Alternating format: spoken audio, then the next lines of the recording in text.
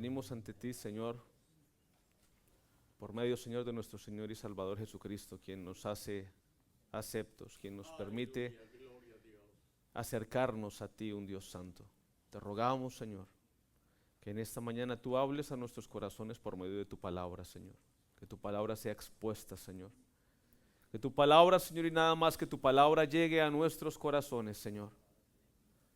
Amado Salvador, que tu Espíritu Santo pueda, bendito Dios, obrar en cada uno de nosotros, Señor, conforme a tu divina voluntad, a través de tu poderosa y suficiente palabra, Señor.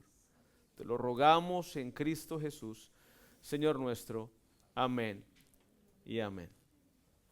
Hermano, venimos en un estudio del libro de Primera de Juan, y quiero que vaya por favor conmigo a la escritura, Primera de Juan capítulo 3. Primera de Juan capítulo 3, continuamos con este estudio secuencial del libro de Primera de Juan, y vamos a leer el primer versículo de ese capítulo 3. Primera de Juan capítulo 3. Cuando lo tenga puede decir amén, gloria a Dios. Amén. Gloria al Señor. Dice la escritura: mirad cuál amor nos ha dado el Padre, para que seamos llamados hijos de Dios. Por esto el mundo no nos conoce, porque no le conoció a Él. Versículo 2, amados, ahora somos hijos de Dios, y aún no se ha manifestado lo que hemos de ser. Pero sabemos que cuando Él se manifieste, seremos semejantes a Él, porque le veremos tal como Él es. Amén. El título de la enseñanza del día de hoy, amado hermano, es Somos sus hijos, somos sus hijos. Pero antes de arrancar, hermano, con este corto estudio, vamos a recordar rápidamente bajo qué contexto, cuál es la situación en la que Juan escribe estas palabras. En domingos anteriores, pastor nos ha venido enseñando que el contexto es el contexto de los falsos maestros o de los anticristos y del nacimiento de una falsa doctrina llamada el gnosticismo, que radicaba en la madurez espiritual por medio del conocimiento y negaba muchas de las doctrinas esenciales de Cristo, como su encarnación y su resurrección, entre otras. ¿Qué quiere decir esto, hermano? Que la iglesia estaba siendo atacada por falsos maestros y falsas enseñanzas. Pero nosotros entendemos, hermano, que de ninguna manera la madurez espiritual es dada solamente por el crecimiento intelectual. Por supuesto que el conocimiento es importante, y más si es el conocimiento de la palabra de Dios. Pero ese conocimiento, hermano, es vano si se deja solamente como tal, como mero conocimiento. El conocimiento de la palabra de Dios es necesario que sea aplicado por medio de la obra del Espíritu Santo en cada uno de nosotros, generando un cambio, hermano, generando un cambio en el interior del corazón del ser humano. No puede ser simplemente letra, como quien estudia historia, por ejemplo, o como quien estudia matemáticas, que es simplemente un conocimiento intelectual. De ninguna manera. Debe ser, hermano, el conocimiento de la palabra, pero acompañado con la obra del Espíritu Santo, quien es el que nos convence de lo que está ahí escrito. Eso se logra solamente a través de una relación real con Dios. Entonces, amado hermano, esta nueva corriente, esta nueva filosofía que se estaba levantando en esta iglesia temprana, cerca del año 90 al 110 después de Cristo, estaba haciendo mucho daño al interior de la iglesia. Y ese es el contexto en el cual Juan escribe Primera de Juan. Y esta es la razón fundamental, decía nuestro pastor la semana pasada, esta es la razón por la cual Juan es movido por el Espíritu Santo a escribir a los creyentes de este primer siglo de la iglesia. Entonces, hermano, tenemos un ataque desde el interior de la iglesia, porque la semana pasada vimos que estos falsos cristianos, estos falsos creyentes, estos falsos maestros, según el versículo 19 del capítulo 2, la semana pasada lo leíamos, salieron de nosotros. Estos falsos maestros salieron, estos anticristos como los describe Juan, salieron de la iglesia, salieron de nosotros, pero no eran de nosotros. Porque si hubieran sido de nosotros, habrían permanecido con nosotros. Pero salieron para que se manifestase que no todos son de nosotros. Cualquiera, hermano, entonces, que predique a Cristo, pero no el Cristo de la Biblia, es un anticristo. Repito, cualquiera entonces, hermano, que predique a Cristo, pero no al Cristo de las Escrituras, según Juan, debe ser llamado un anticristo. Amén, gloria a Dios. Y eso, hermano, sí que abunda en nuestros días, hermano. Personas que se hacen llamar cristianos. Porque yo no sé si usted ha visto, pero parece que está de moda hacerse llamar cristiano. Y vemos actores y actrices y artistas que se hacen llamar cristianos, pero siguen cantando canciones para el mundo. Y su vestimenta es vulgar y su vocabulario es vulgar y su forma de actuar no refleja que realmente son cristianos, pero se hacen llamar cristianos. Y si hablamos de las doctrinas, hermano, de nuestros días, que supuestamente predican a un Cristo, pero no es el Cristo mío, no es el Cristo de la Biblia, sino que es su propio Cristo, el Cristo de la prosperidad, el Cristo de la mentalidad positiva, el Cristo que pareciera al cual, hermanos, yo le llevo una lista de todas mis necesidades y lo utilizo para mi propio beneficio y se tiene que acomodar a mis propios criterios. Hermanos, los falsos cristos, los anticristos, estaban aquí en la iglesia en la cual Juan escribe, pero están también en nuestros días. Están por todo lado, hermanos, llenan estadios de gente que corre a escucharlos porque les predican y les enseñan falsas doctrinas. Doctrinas que suenan, escúcheme esto, hermano, hermosas al oído, suenan dulces, suenan convenientes, pero no es el Cristo de la Biblia. ¿Quién no va a ir, hermano, si un ignorante de las Escrituras escucha que todo le va a salir bien si viene a Cristo, que va a haber prosperidad, que va a ser un campeón, como nos enseña el pastor, que va a ser un campeón, que va a andar en victoria, que se van a acabar los problemas, que va a parar de sufrir? Hermano, cualquier incrédulo escucha esto y inmediatamente va y corre. Pero no es el Cristo de la Biblia. No es el Cristo que nos anuncia en su evangelio que en el mundo tendremos aflicción, que este mundo no va a ser un mundo en el cual nos van a aplaudir y vamos a lograr superar todas las adversidades. No, el Cristo que yo conozco es el Cristo de la Biblia que me dice que debo hacer morir las obras de la carne, que debo tomar mi cruz y seguirle, que voy a andar en aflicción en el mundo, que me van a señalar, que me van a rechazar, que tal vez le van a hacer bullying en su trabajo porque usted es creyente. Ese es el Cristo de la Escritura. En ese Cristo yo creo, hermano. Entonces, esta Escritura, estas palabras que Juan expresa aquí, se aplican a la iglesia del primer siglo, pero también se aplica para la iglesia de nuestros días, sin duda alguna, porque estaban bajo estas falsas enseñanzas.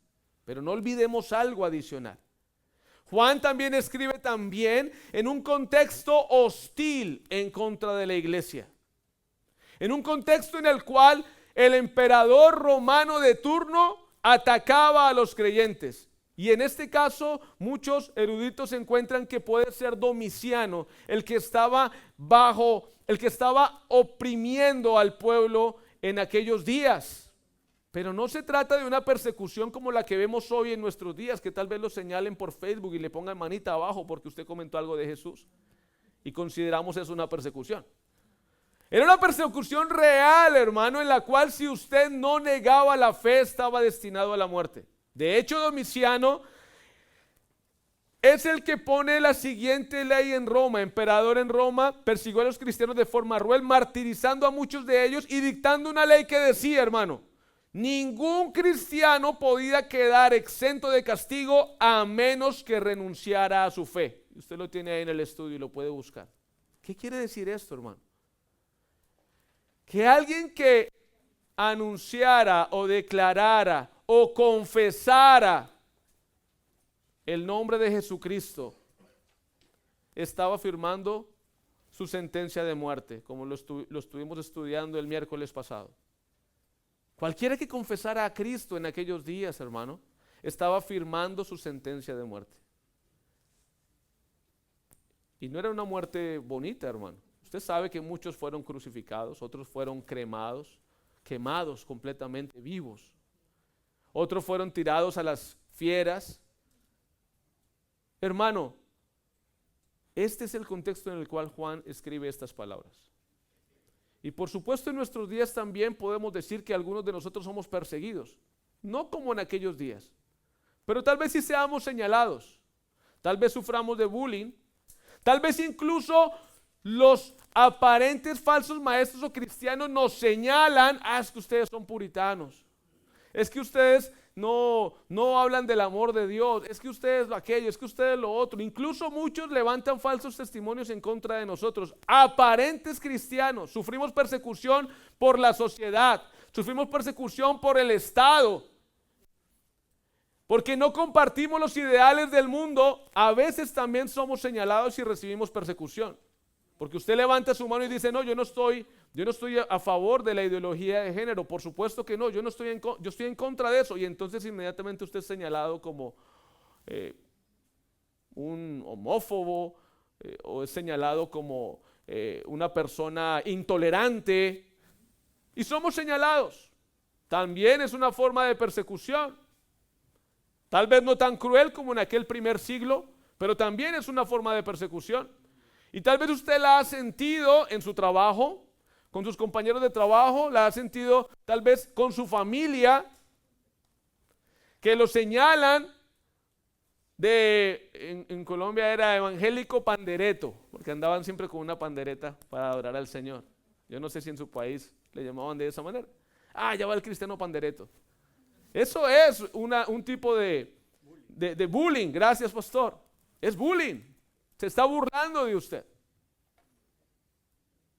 Ese es el contexto en aquellos días y este es nuestro contexto. Se parece, hermano. Se parece, sin duda se parece. Tal vez no suframos la misma persecución, repito, no bajo las mismas condiciones, sin duda alguna. Tal vez hoy en día la persecución sea un poco más psicológica, emocional, no tan cruel como en aquel primer siglo, pero hay persecución. Y hay señalamientos. Y hay falsos maestros. Sin duda que los hay. Bajo este contexto, Juan hace eco de estas palabras y escribe en este primer versículo de la siguiente manera: a estos hermanos, a estos creyentes que están sufriendo, a estos creyentes que están siendo torturados, a estos creyentes que están siendo martirizados, a estos creyentes que están siendo señalados, a estos creyentes que están bajo el dolor y las circunstancias que acabamos de nombrar, Juan les escribe y les anima de la siguiente manera. Versículo 1 del capítulo 3: mirad cuál amor nos ha dado el Padre. Y quiero detenerme en la primera palabra, hermano. Mirad. Los creyentes están siendo perseguidos, torturados, martirizados, están sufriendo. Hay dolor en ellos, físico, moral, por la pérdida de algún familiar. Es un dolor tan fuerte que el apóstol Juan, inspirado por Dios, les dice: mirad.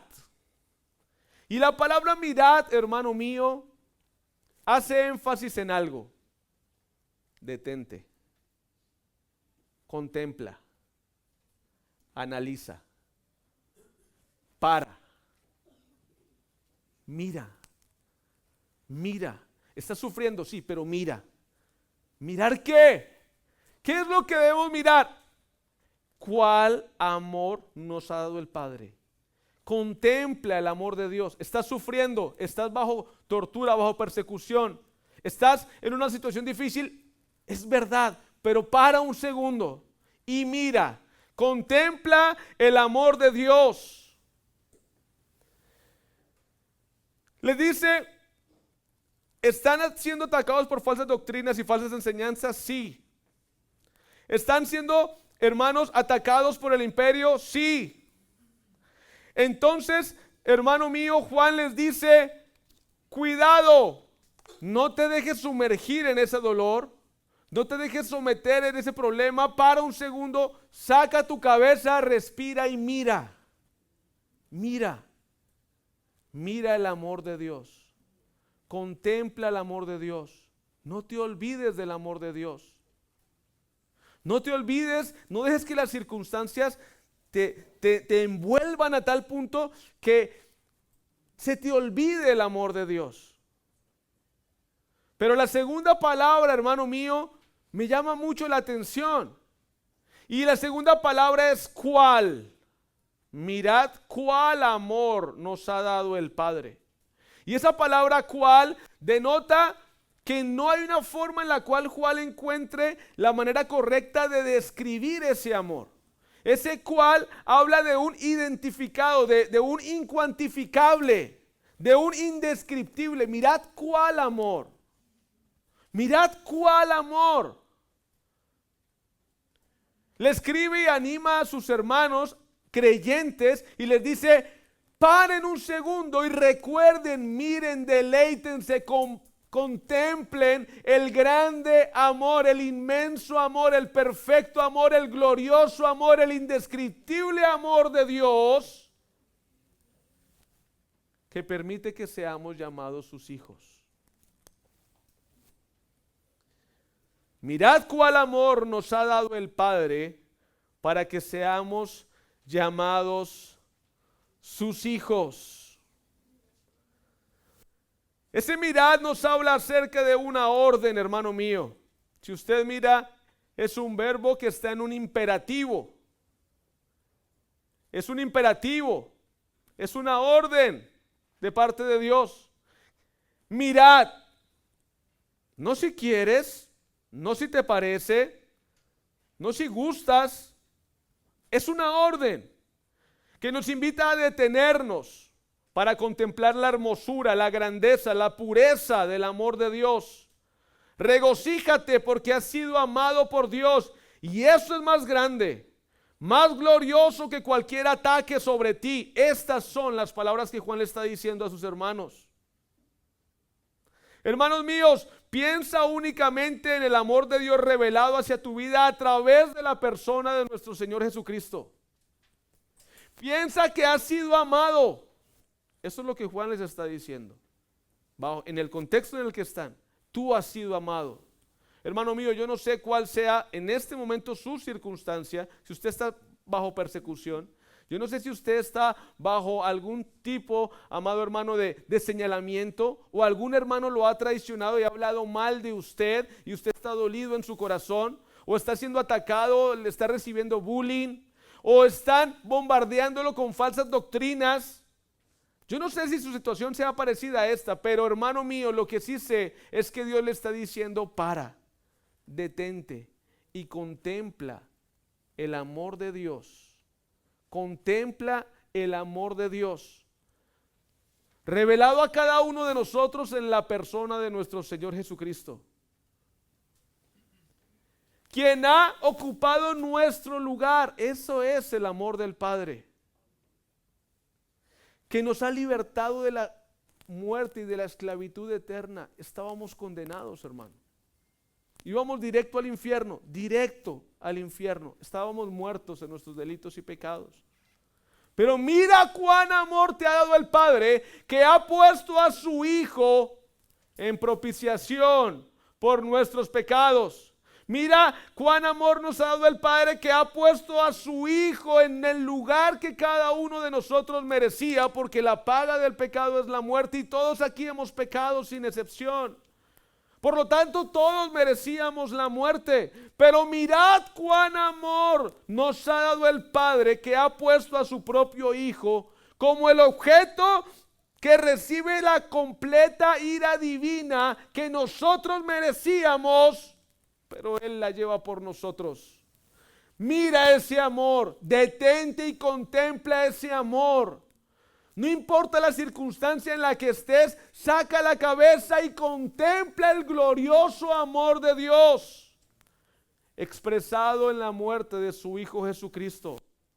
Es su encarnación, en su crucifixión y en su resurrección. Ahí está el amor de Dios. Es la expresión más grande de amor. Hermanos míos, Dios está animando hoy a la iglesia y nos está diciendo: deténganse y contemplen mi amor. Aleluya. Pero en este momento surge una pregunta, hermano mío. Cuando venía estudiando esta semana decía: para que seamos llamados hijos de Dios. Ahora yo soy un hijo de Dios. Wow. ¿Cómo es posible que yo sea llamado un hijo de Dios? ¿Cómo es posible que Dios me ame si lo que yo he hecho durante mi vida es fallarle y pecar contra Él? ¿Cómo es posible que Él me pueda amar siendo yo malo? Y venía a mi mente el Salmo, mi hermano, quiero que vayamos a él, por favor. Capítulo 7, versículo 11. Salmo capítulo 7, versículo 11. ¿Cómo es posible que Dios me pueda amar a mí?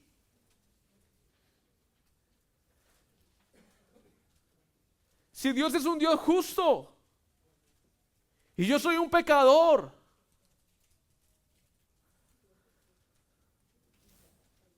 Salmo capítulo 7, versículo 11. Dios es juez justo.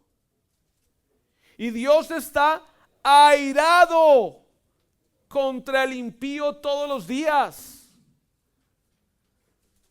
Dios aborrece a los que hacen iniquidad. Salmo capítulo 5 también lo expresa. Hermano, hemos sido malos. Somos pecadores. Ahora, ¿cómo es eso que Dios me ama? Si Dios es un Dios justo y lo que yo me merezco es la muerte, ¿cómo me va a dar vida? ¿Cómo se explica esto, hermano mío?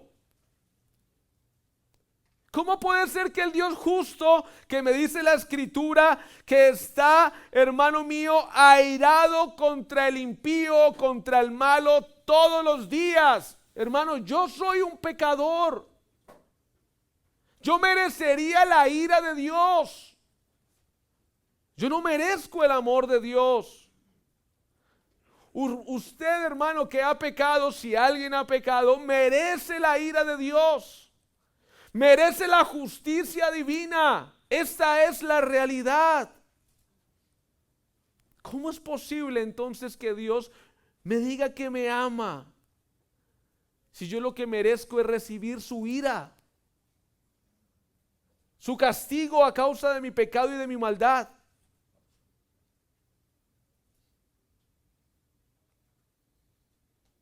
¿Dónde queda entonces la justicia de Dios?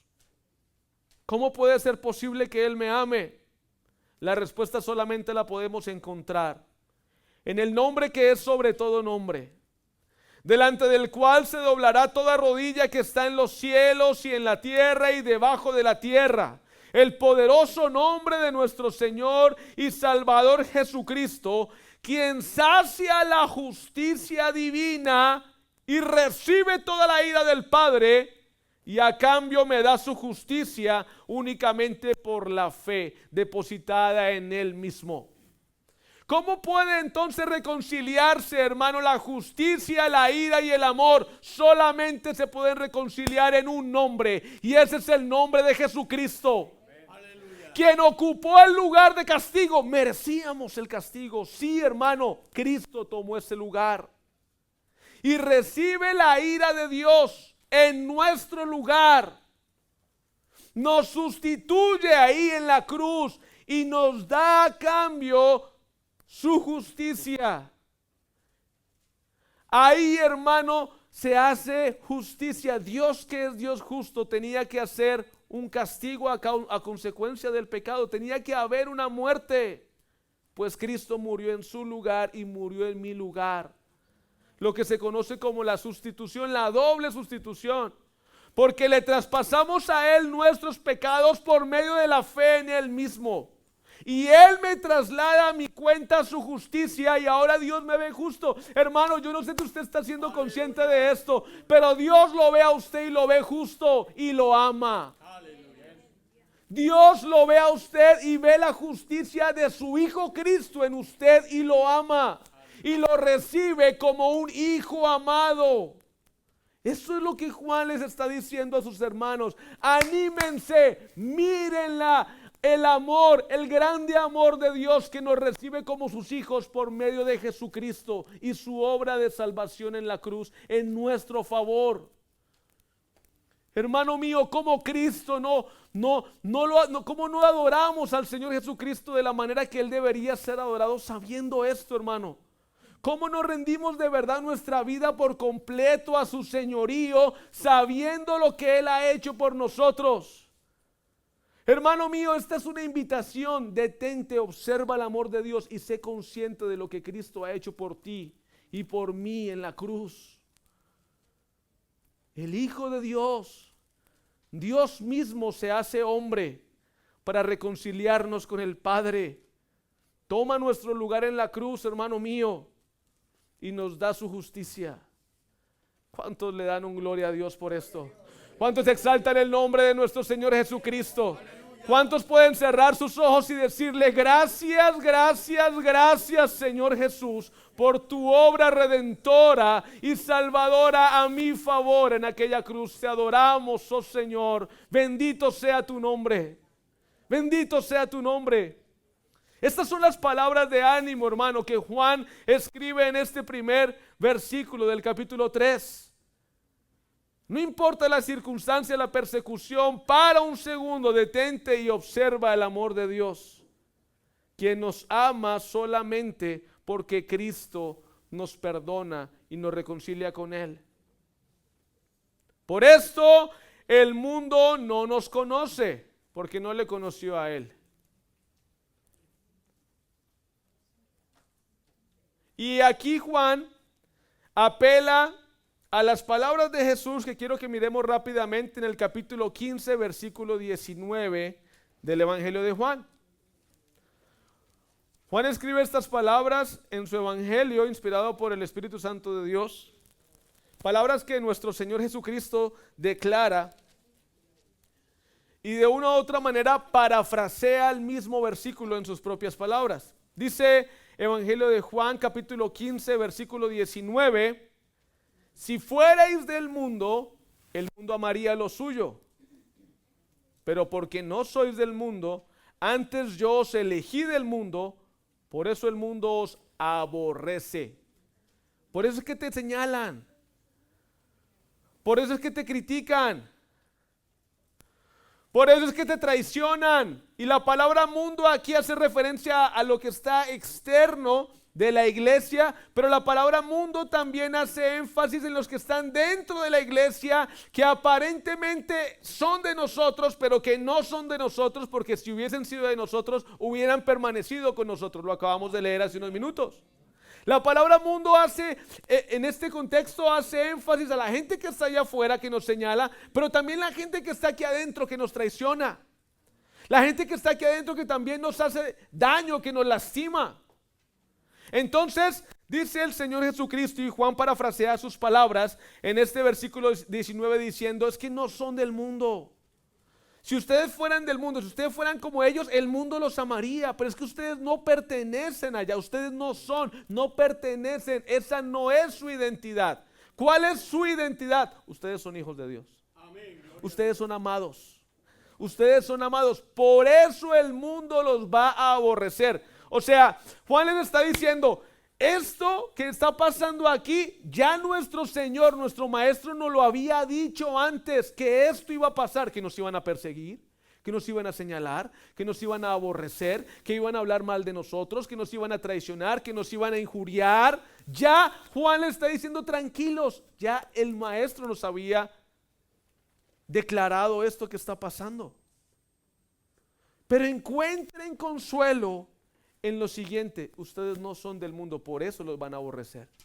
Ustedes son hijos de Dios amados. Deténganse y encuentren regocijo en el amor del Señor expresado en la persona de nuestro Señor Jesucristo. Deténganse y llénese de gozo en saber que sea suficiente, hermano mío, para usted el saber que usted ha sido amado y que ahora usted es hijo de Dios. Aleluya.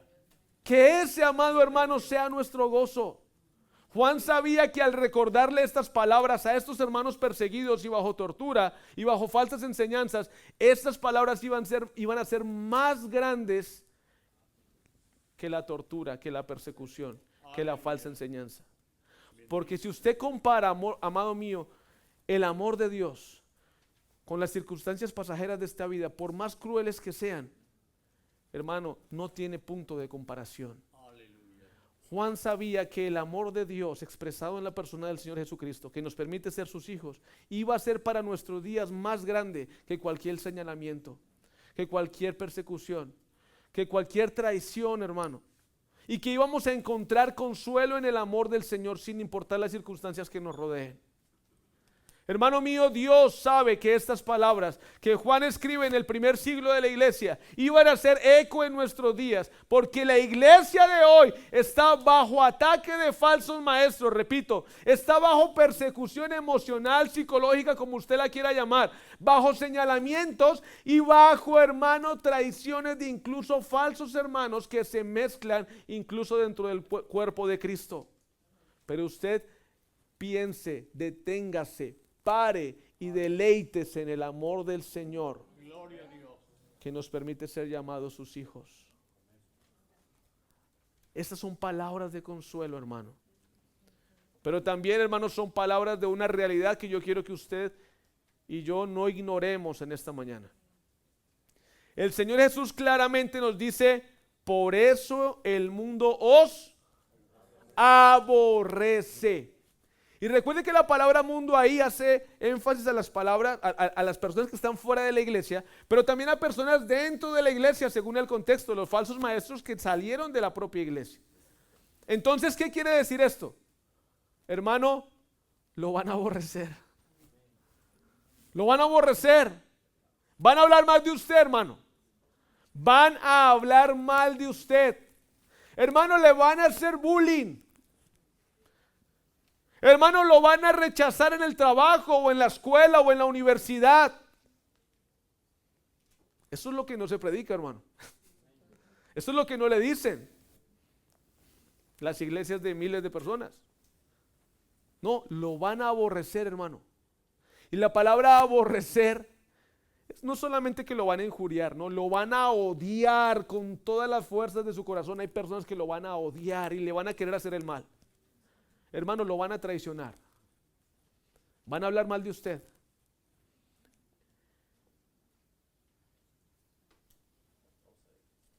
Pero usted encuentre consuelo, hermano, en el amor del Señor. Pero usted deje pasar todo eso y encuentre el gozo, su gozo. Encuentre la paz en el amor de Dios expresado en la persona de su Hijo Jesucristo, quien nos permite ser llamados sus hijos. aleluya. Y que eso sea tan grande que lo demás lo opaque, que las demás circunstancias sean opacadas, apagadas.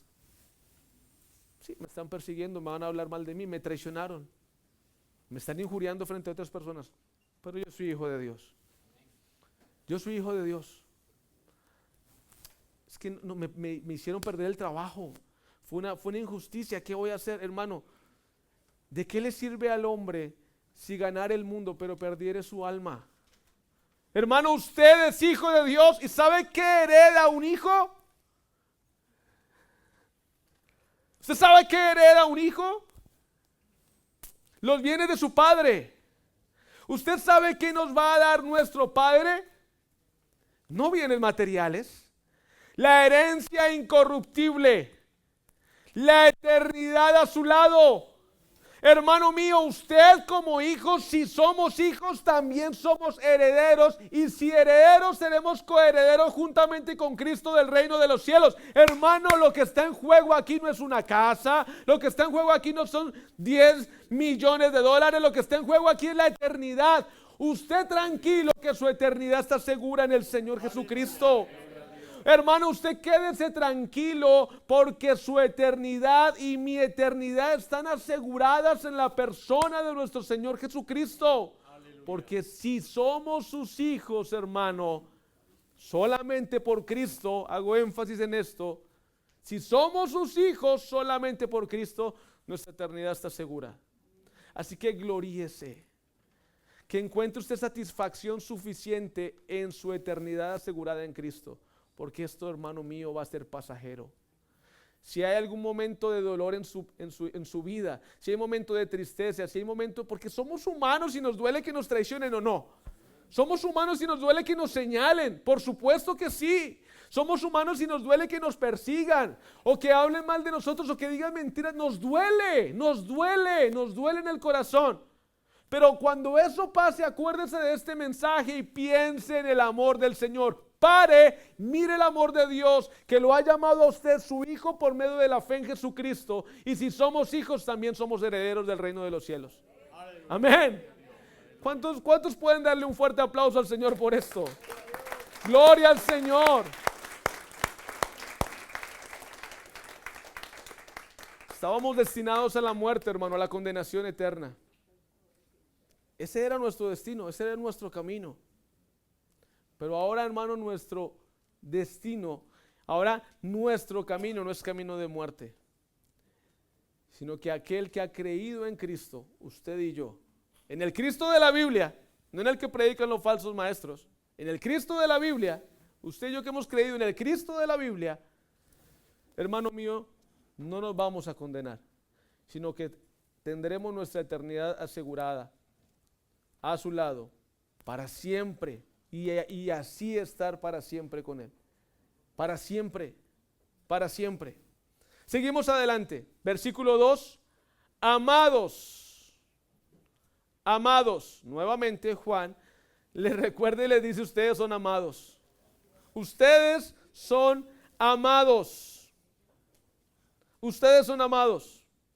Ahora somos hijos de Dios. Otra vez les recuerda su identidad a este grupo de hermanos perseguidos y dolidos. Amados, ustedes son amados. Ahora somos hijos de Dios. Pero continúa el versículo adelante y dice: y aún no se ha manifestado lo que hemos de ser. Pero sabemos que cuando Él se manifieste, seremos semejantes a Él porque le veremos tal como Él es. Haciendo obviamente referencia a nuestro Señor Jesucristo.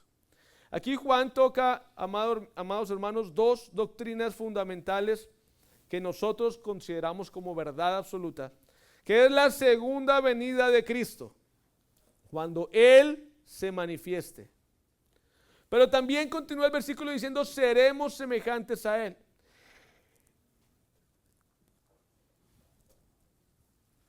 Inicia recordando el versículo, inicia recordando que somos amados, que somos sus hijos, pero alude a dos doctrinas fundamentales: la segunda venida de Cristo y la glorificación de nuestros cuerpos. Seremos semejantes a Él. Pero antes de hablar de esas dos doctrinas fundamentales, de la segunda venida de Cristo y de la glorificación de nuestros cuerpos, quiero hacer énfasis en la palabra sabemos. Pero sabemos que cuando Él se manifieste. Y la palabra sabemos denota algo, hermano. Quiero que nos detengamos ahí un segundito. La palabra sabemos habla de un profundo convencimiento. No, es que yo pienso que, no, sabemos. Es un rotundo sabemos. Yo estoy completamente convencido de que cuando Cristo se manifieste en su segunda venida, estoy convencido de la segunda venida de Cristo. Sabemos denota un convencimiento profundo, fe, aleluya, una certeza profunda, inamovible, una esperanza, gracias hermano, pero es una certeza, es fe, sabemos. Juan está hablando acerca de la fe, del creer profundamente en que Cristo y su segunda venida son una realidad. La fe. Ya hablamos acerca del amor de Dios. Hablamos ahora acerca de la fe. Sabemos. Hermano mío, yo no sé si usted haya pasado por algún momento en su vida donde usted diga, bueno, pero ¿será que esto sí es correcto lo que estoy haciendo? Y a veces entra un poco la duda. Y a veces también entra un poco el desánimo. No, Juan nos invita por medio del Espíritu Santo a que tengamos una certeza absoluta. Sabemos que cuando Cristo se manifieste seremos semejantes a Él porque le veremos tal como Él es. No puede haber duda alguna, hermano. La certeza debe ser absoluta. Hermano, usted debe tener una convicción profunda de la segunda venida de Cristo. Aleluya. Sabemos que cuando Él se manifieste, aludiendo a la fe, haciendo énfasis en la fe en el Hijo de Dios y en su segunda venida. Sabemos, y esta palabra es muy importante en este versículo porque nos habla de una certeza, una profunda convicción, una seguridad absoluta de la segunda venida de Cristo. Y quiero que veamos Mateo capítulo 24, versículo 29. Mateo 24, versículo 29.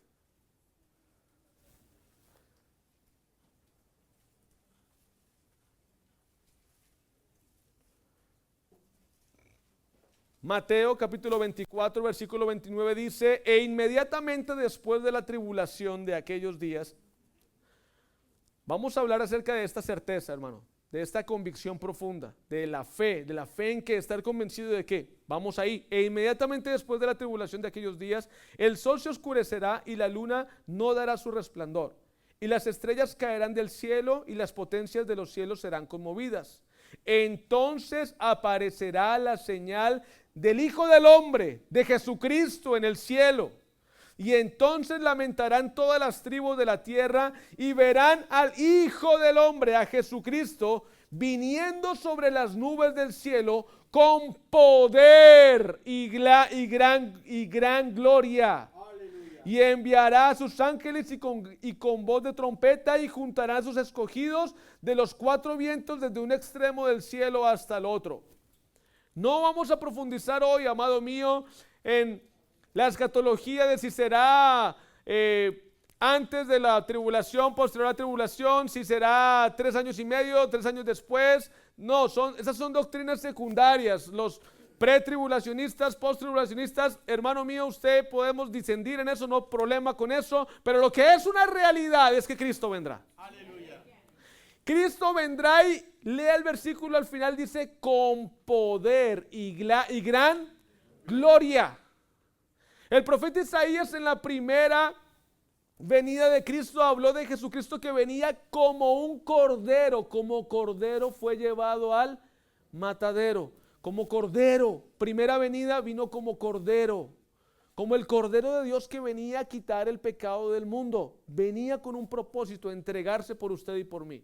Pero en su segunda venida hace énfasis la palabra que será con poder y gran gloria. Ya no vendrá como cordero, Aleluya. vendrá como un guerrero.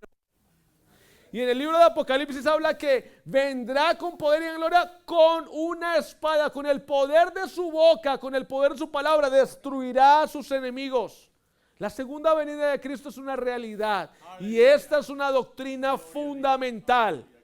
Repito, es una doctrina fundamental del creyente. No es secundaria. Podemos disentir si pre o post tribulacionista, usted y yo.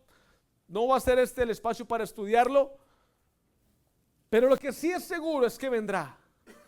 Vendrá con poder y gran gloria.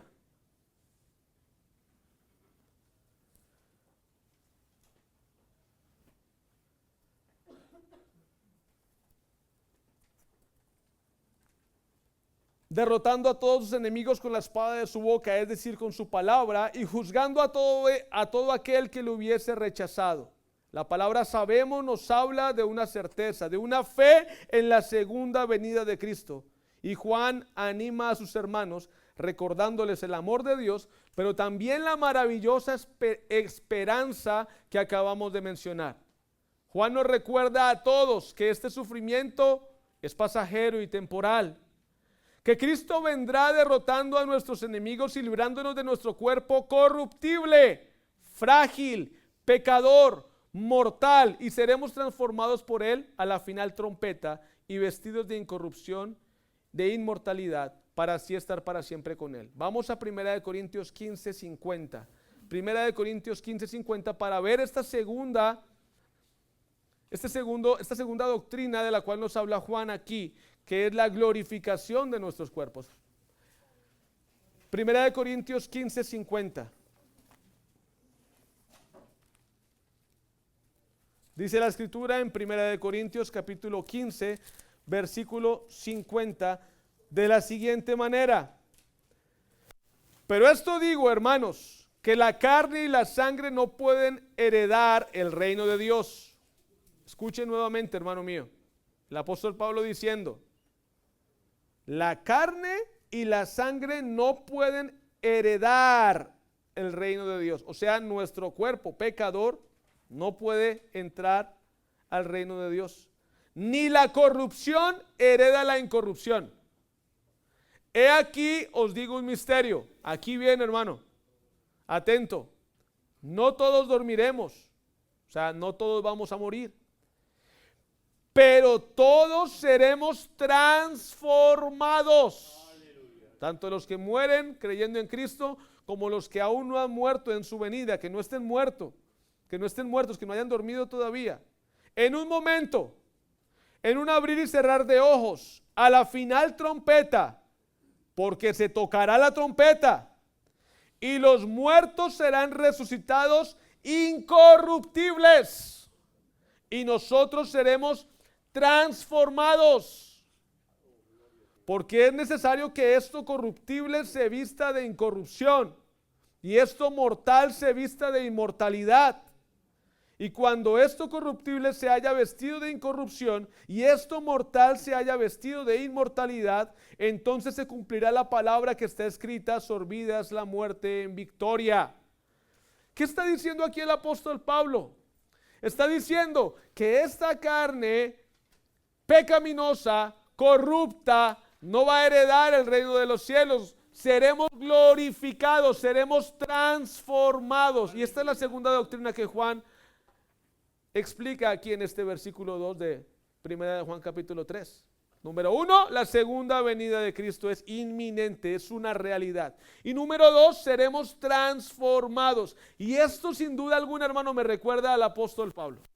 Y yo no sé si usted también se siente identificado con esto, pero yo también me siento identificado con esto.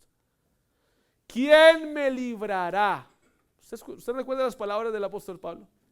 ¿Quién me librará de este cuerpo, verdad? De este cuerpo que me hace sentir miserable.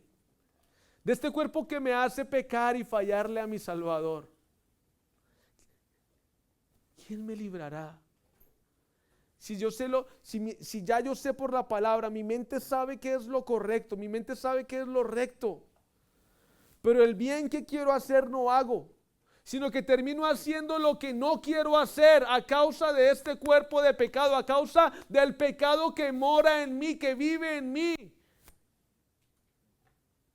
Hermano mío, es necesario esta glorificación para que heredemos el reino de los cielos, y esa va a ser una realidad porque la palabra dice claramente que seremos transformados.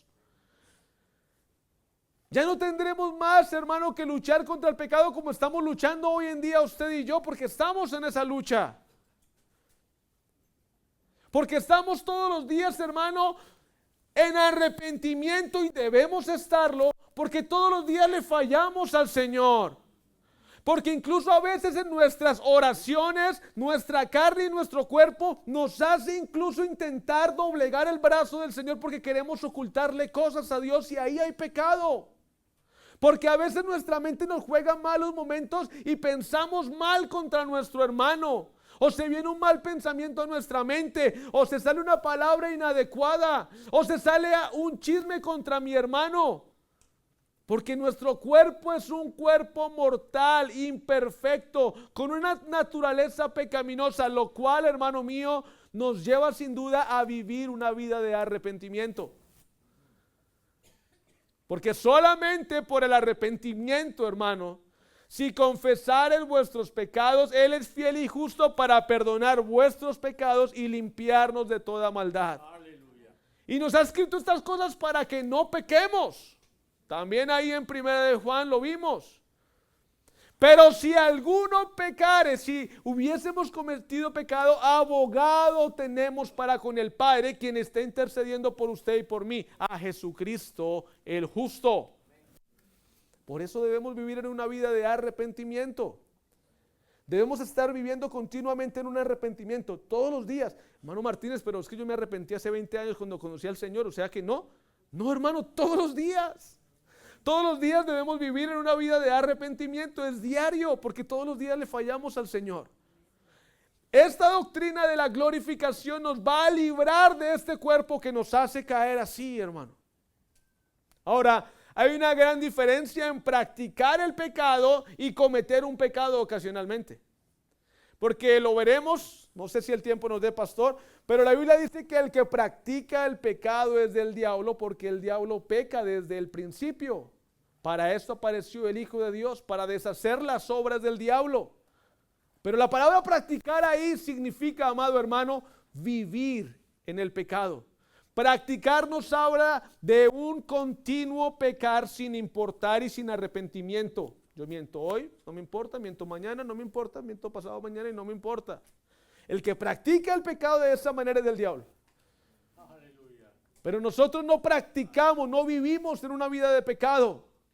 Ocasionalmente y accidentalmente pecamos porque nuestra carne corruptible, imperfecta, nos hace pecar. Pero inmediatamente viene el Espíritu Santo y nos hace sentir miserables. Porque yo no sé cómo usted se sienta, hermano, cuando le falla al Señor, pero yo me siento miserable.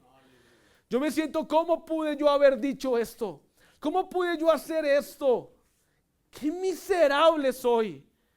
Inmediatamente el Espíritu Santo que vive en usted y que vive en mí nos lleva al arrepentimiento. Sin duda alguna. Todos los días debemos estar en arrepentimiento.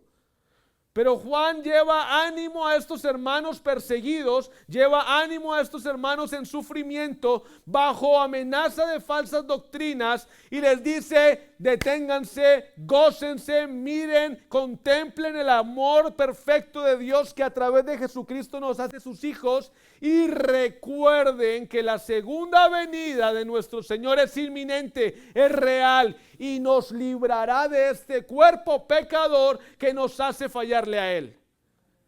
Qué palabras tan hermosas de ánimo de Juan expresada a esta iglesia tan necesitada. Pero también qué palabras tan hermosas para nosotros, hermano, que en nuestros días estamos igual o más necesitados también que ellos. Hermano mío, esto es temporal.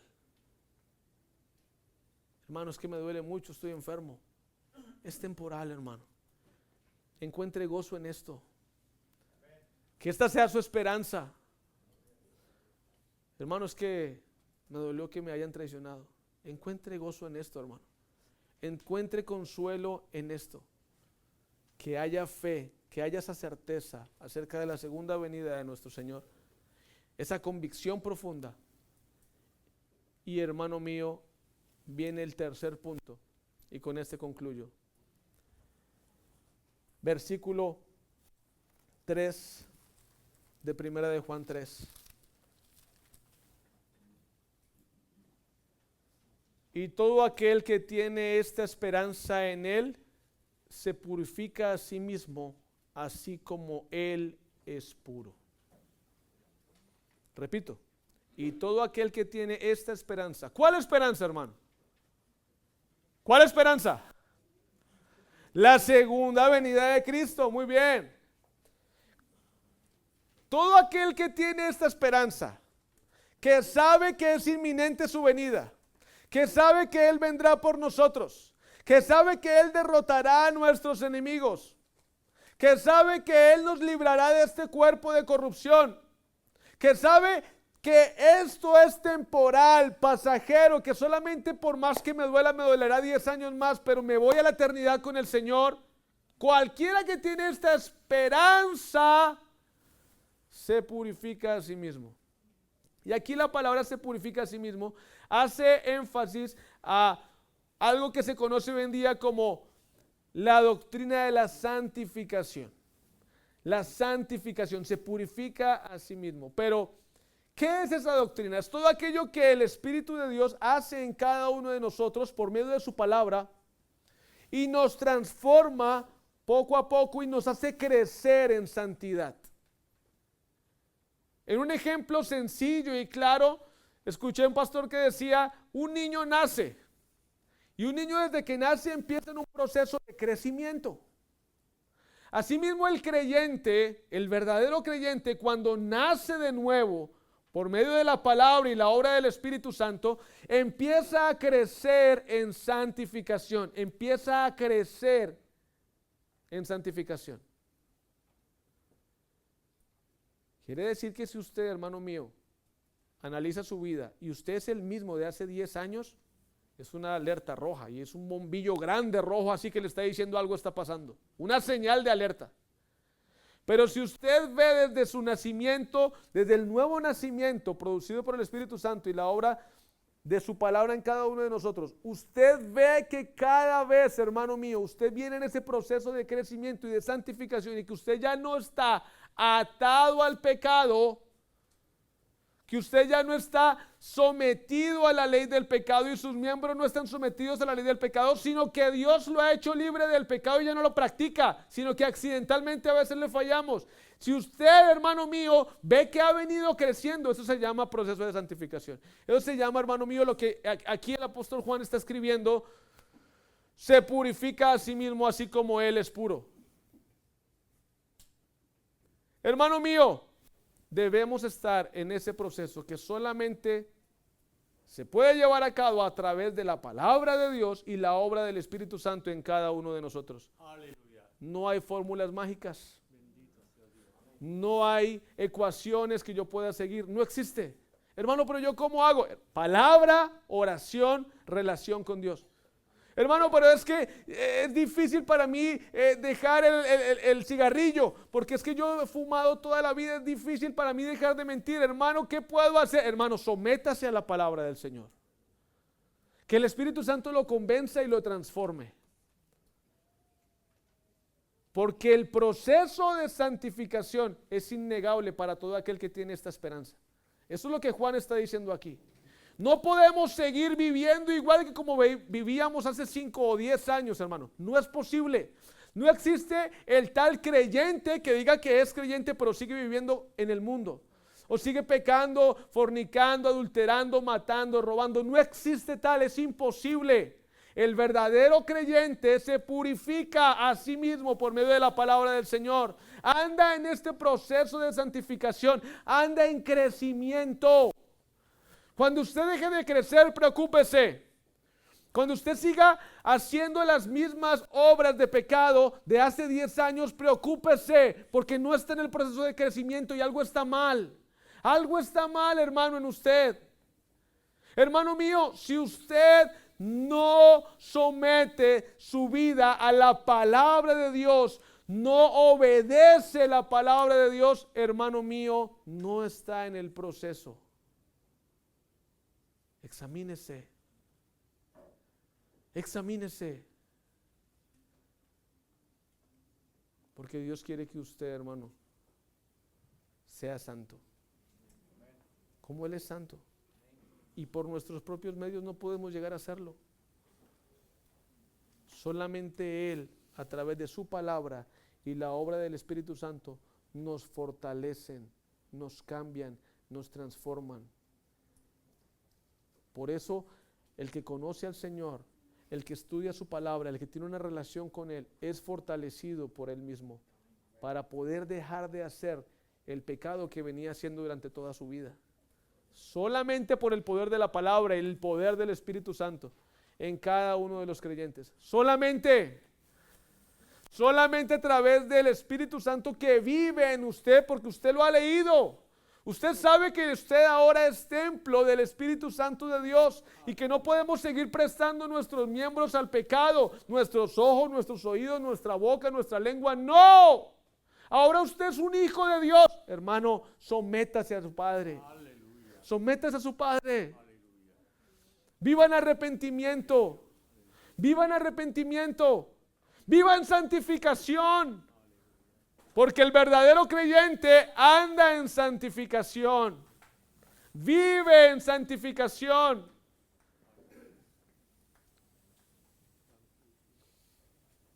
Aquí se desbarata cualquier tipo de doctrina, hermano mío, que le enseñe que como usted ya es hijo de Dios puede hacer lo que quiera. No. Salvo, siempre salvo. No. No. Sométase a Dios. Sometámonos a Dios, a su palabra. Para concluir, hermano mío, encontremos deleite en su amor. Detengámonos y regocijémonos en el amor grande del Señor, expresado en su Hijo Jesucristo, quien nos permite ser llamados sus hijos, hijos de Dios, solamente por la fe en Jesucristo, solamente por la fe en el Hijo de Dios. Número 1, el amor. Pero también, hermano, esté seguro, la fe, esté seguro de la segunda venida de Cristo. Seguro, convencido, espérelo, porque es una realidad. Cristo vendrá por nosotros y nos librará de este cuerpo de pecado, nos glorificará, nos tendrá en cuerpos glorificados y estaremos para la eternidad con Él. Esté seguro de eso, la fe. Y viva todos los días en esa esperanza, en la esperanza de la segunda venida de Cristo, y viva en santidad. Viva en santidad, en santificación, creciendo, cada vez más palabra, cada vez más doctrina, cada vez, amado hermano, más oración, más relación con el Señor. Siga, hermano mío, en crecimiento, en crecimiento, en crecimiento. No se quede quieto, no pare, no se detenga, siga, avance y mantenga esa esperanza de la segunda venida de Cristo. La fe, la esperanza y el amor. Aleluya. El apóstol Pablo lo nombraba, ¿verdad? Pero ahora permanece la fe, la esperanza y el amor. Pero el mayor de ellos es el amor. El amor de Dios que nos ha llamado sus hijos, a usted y a mí. ¿Cuánto le dan gloria a Dios? Amén. Gracias, pastor. Gloria a Dios. Amén. Gloria al Señor.